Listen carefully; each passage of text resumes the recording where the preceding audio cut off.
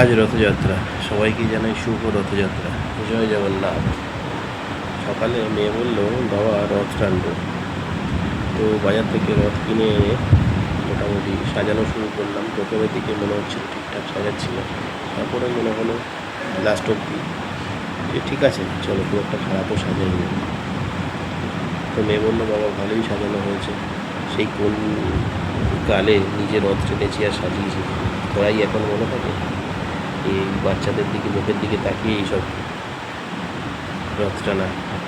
তো তোমাদের কেমন লাগলো জানিও, ভালো লাগলে ভিডিওটা লাইক, শেয়ার, সাবস্ক্রাইব করো। আর তোমাদের ছেড়ে রেখে গেলে আমার মেয়ে রথ টানার ভিডিওতে, জানিও কেমন লাগলো।